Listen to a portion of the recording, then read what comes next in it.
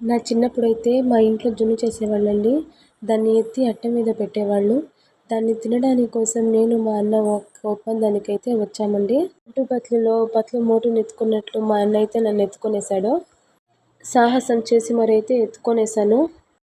చిలిపి కృష్ణుడు యశోద వచ్చేలోపు వెన్నని దొంగిలించినట్లు మేము మా పేరెంట్స్ వచ్చేలోపు ఈ జున్నుని అలా దొంగిలించేసేవాళ్ళం. తినేటప్పుడైతే అనుకునేదాన్ని, ఏందబ్బా నోట్లో వేసుకుంటే ఇంట్లో కూర్చొని ఆన్లైన్లో అమృతం బుక్ చేసినట్లుంది. అలా అయితే అనుకునేదాన్ని.